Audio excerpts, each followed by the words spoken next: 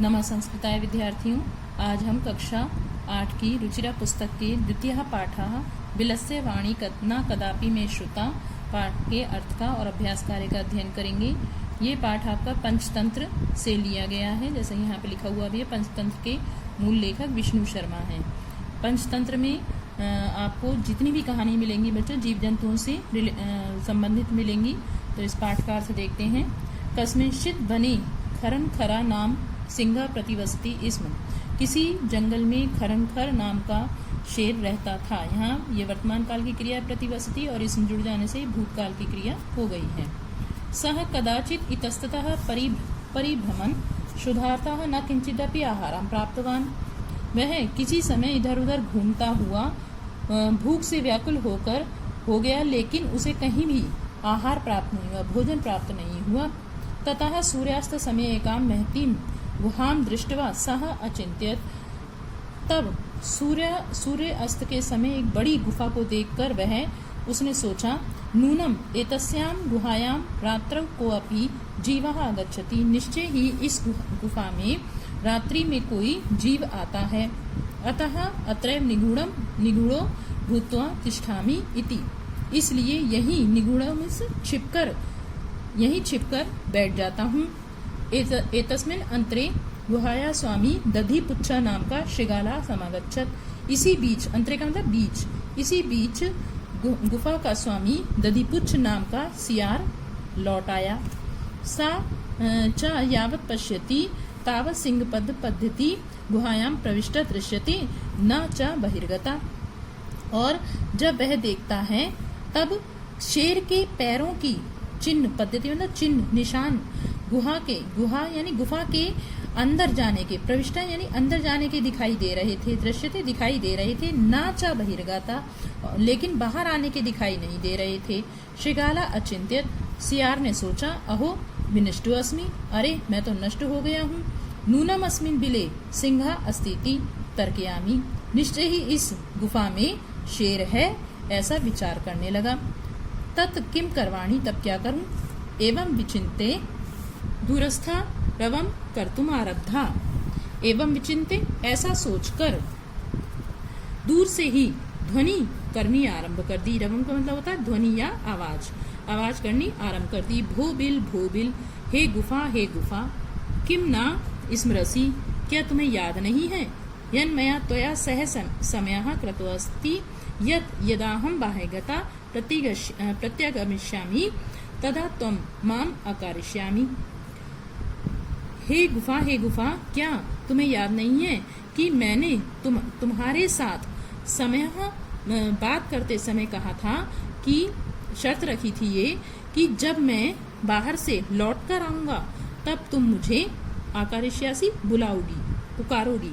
यदि तुम माम न आहयसि, यदि तुम मेरा आह्वान नहीं करोगी, मुझे नहीं बुलाओगी, तरही अहम द्वितीयम बिलम यास्यामि इति।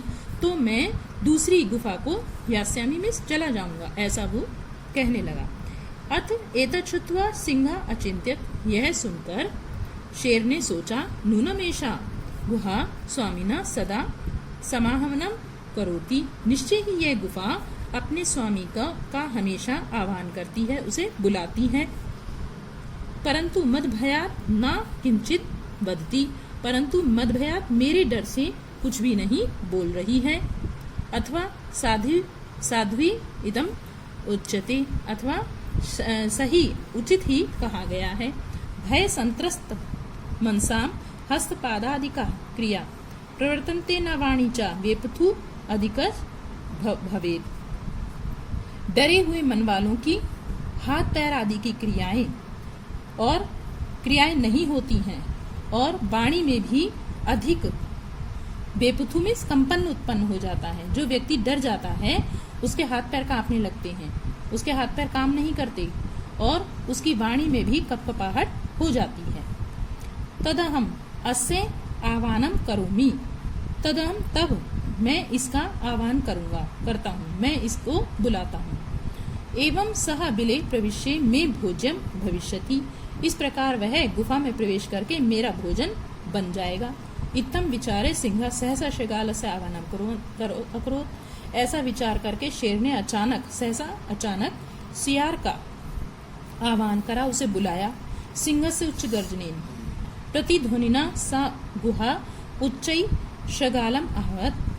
शेर ने ऊंची गर्जना करते हुए उसकी आवाज प्रतिध्वनिना, उसकी आवाज से प्रतिध्वनि हुई, लौटकर आवाज आई।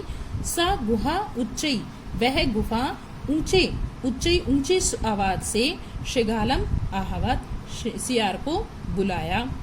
यानी सिंह ने ऊंची गर्जना की तो उससे आवाज लौटी और सियार को बुलाया। अनेन अन्येपि पशवा भयभीता अभवन, इससे यानी शेर ने जो गर्जना की इससे दूसरे पशु भी डर गए, भयभीत हो गए।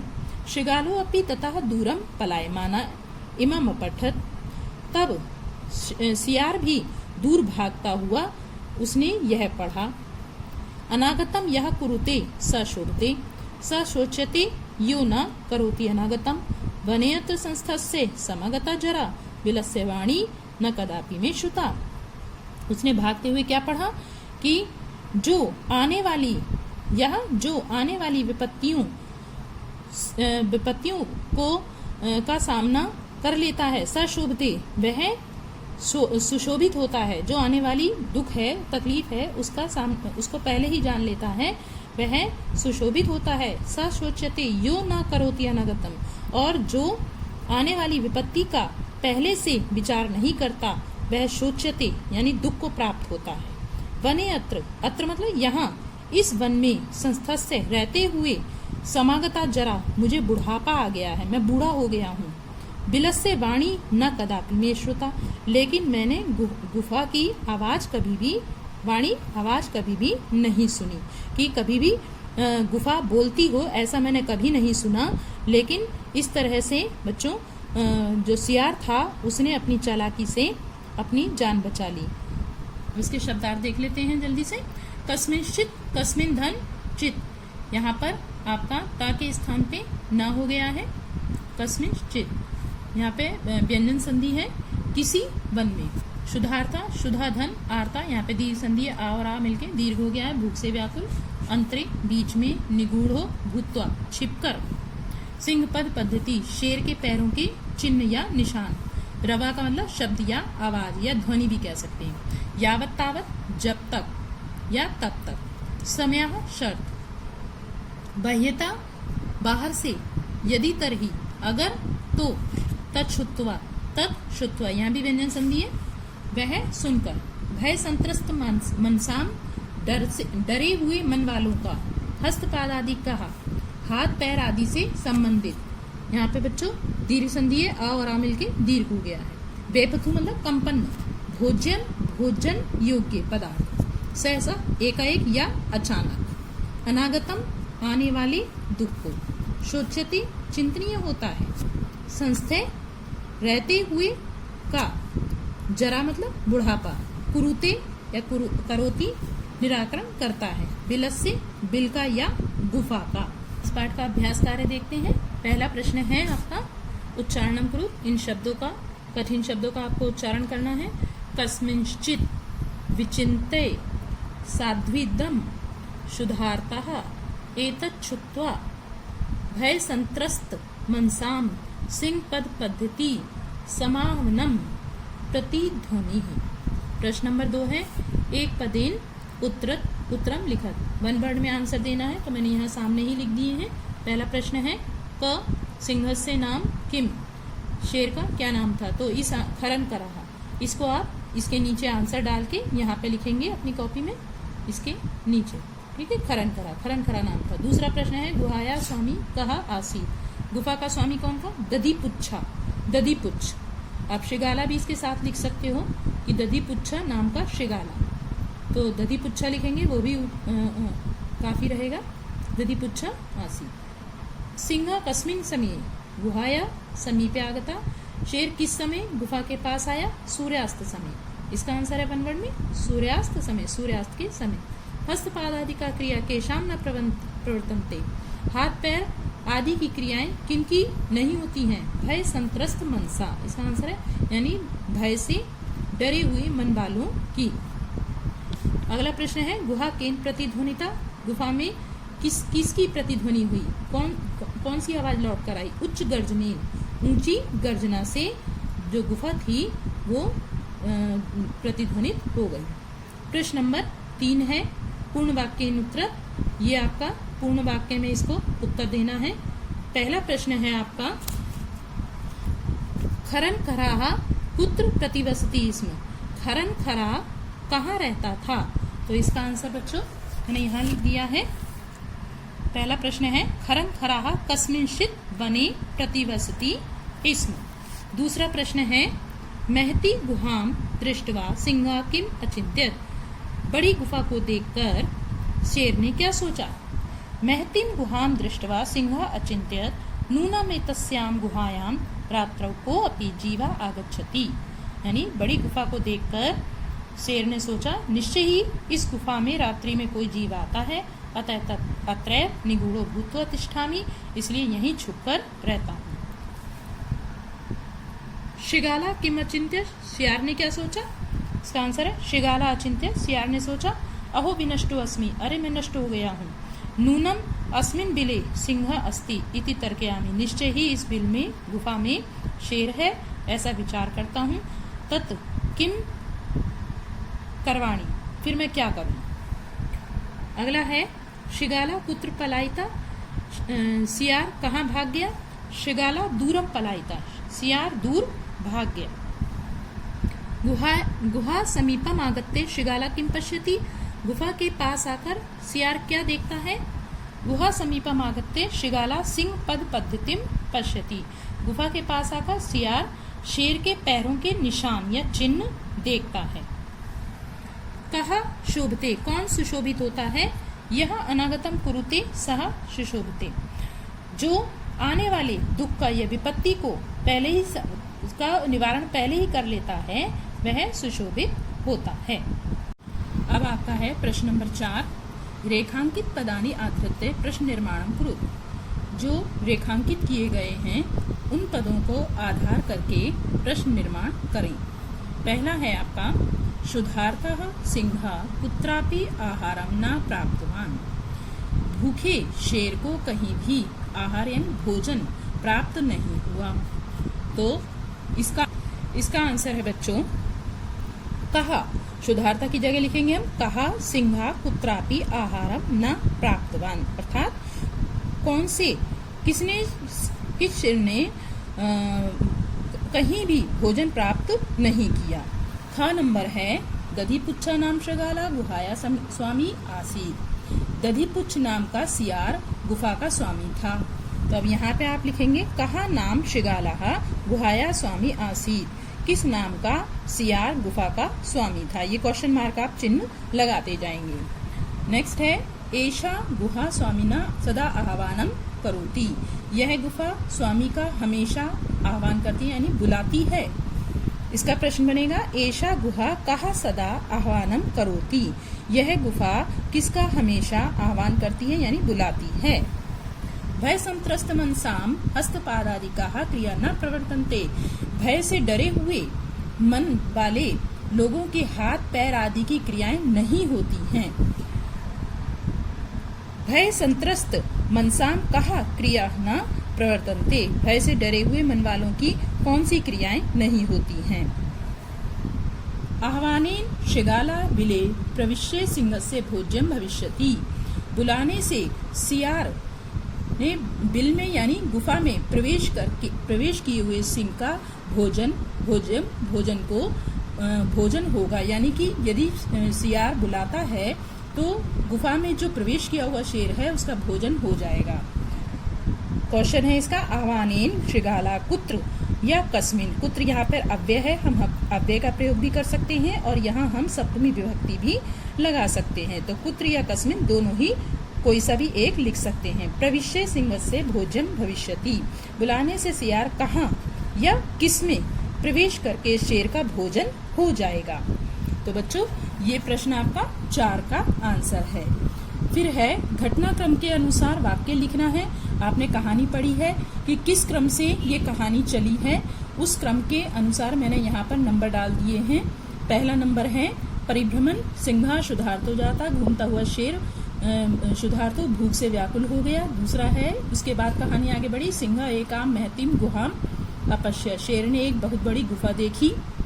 फिर उसके बाद आगे बढ़ी कहानी, गुहाया स्वामी दधिपुच्छ नाम शिगाला समागच्छत, गुफा का स्वामी दधिपुच्छ नाम के सियार के पास आया। फिर नंबर 4 पे है आपका, गुहायाम को अपी अस्ति इति शिगालस्य विचारा, गुफा में कोई है ऐसा सियार ने विचार किया। दूरस्थ शिगालः रवम कर्तुम आरब्धा, दूर से ही सियार ने, रवम में ध्वनि या आवाज, कर्तुम आरब्धा आवाज करनी आरंभ की। उसके बाद कहानी आगे है, सिंह शगाल से आह्वानम अक्रोध, शेर ने सियार का आवाहन किया। फिर लास्ट है आपका नंबर 7 पे, दूरम पलायमाना शिगाला श्लोकम आपठर, दूर भागते हुए सियार ने यह श्लोक पढ़ा। तो इस क्रम से नंबर डालकर भी आप लिख सकते हो और इसको इन नंबरों के अनुसार सही क्रम बनाकर आप इस कहानी को सही क्रम में लिख सकते हो। अगला प्रश्न है प्रश्न नंबर 6, यथा निर्देशम उत्तरत, आपको निर्देश दिए हुए हैं इन क्वेश्चनों में, उसके अनुसार आपको इनका आंसर प्रश्नों का लिखना है। का नंबर है, एकाम महतीम गुहाम दृष्ट्वा सा अचिंत्य तस्मिन् वाक्य कति विशेषण पदानि संख्याया से पदानि अपि लिखत। एकाम एक, महतीम बड़ी, गुहाम गुफा को देखकर उसने सोचा, अस्मिन इस वाक्य में कितने विशेषण पद हैं, यानी गुफा के विशेषण कितने हैं और उनकी संख्या के साथ साथ पद को भी लिखें। तो गुफा के 2 विशेषण हैं, एकाम गुफा का विशेषण है कि गुफा एक थी और दूसरा विशेषण है महती यानी वो बड़ी थी। तो द्वे, यहाँ पे हम द्वे लिखेंगे इसका आंसर। और दूसरा आपको पूछा गया है कि पद भी लिखने हैं, तो पद दोनों हैं, एकाम और महतीम, ये यहाँ पे लिख दिया है, ये इसके इस क्वेश्चन का आंसर है। ख नंबर है, तदहम अस्य आह्वानम करोमि, तब मैं इसका आह्वान करता हूँ यानी बुलाता हूँ। अत्र अहम इति पदम कस्मै प्रयुक्तम, यहाँ अत्र का मतलब यहाँ मैं पद किसके लिए प्रयोग हुआ है, तो ये किसने कहा, कौन बुलाता था, शृगालाय, शृगाल के लिए प्रयोग किया गया है, तो इसका आंसर है शृगालाय।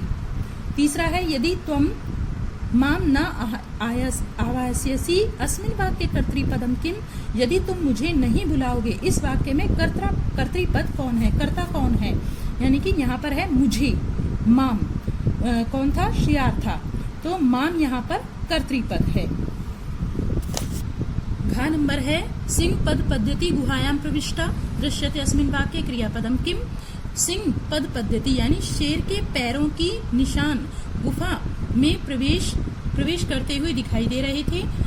अस्मिन् वाक्य, इस वाक्य में क्रियापद क्या है, कौन सी क्रिया हो रही है, दृश्यते, यहाँ पे दृश्य धातु है जो देखने के अर्थ में आती है, तो दृश्यते यहाँ पे आत्मनेपद का प्रयोग किया गया है, दिखाई दे रही है, दृश्यते यहाँ पर क्रिया है, ये इसका आंसर है दृश्यते। अगला है, वने अत्र संस्थस्य समागता जरा अस्मिन् वाक्य अव्ययपदम किम, इस वने अत्र यहाँ वन में रहते हुए मुझे बुढ़ापा आ गया, इस वाक्य में अव्यय पद क्या है। अव्यय पद बच्चों पहले भी बताया आपको कि जिसका रूप नहीं बदलता, तो यहाँ पे अत्र शब्द जो है, पद जो है यहाँ पर अव्यय है, तो यहाँ पर इसका आंसर होगा अत्र। यहाँ मैंने अंडरलाइन भी किया है, ये जो आपको एस दिखाई दे रहा है, जब ए के बाद में अ आता है तो उसका अवग्रह हो जाता है, इसको अवग्रह बोलते हैं, तो अ है ये, तो यहाँ पे मैंने इसका आंसर लिखा है अत्र। नेक्स्ट प्रश्न है बच्चों, मंजुषाता अव्यय पदानी चित्वा रिक्त स्थानानि पूर्यत, मंजुषा से अव्यय पदों को चुनकर रिक्त स्थान की पूर्ति करनी है। तो यहाँ पर शुरू करते हैं कहानी। एक अस्मिन बने व्याधा जाले जालम विस्तीरे स्थिता, यहाँ पे मंजुषा में आपको शब्द दिए हुए हैं, इन्हीं को आपको इसी क्रम से, जिस क्रम से दिए हुए हैं इसी क्रम से यहाँ पे लिखे हुए हैं।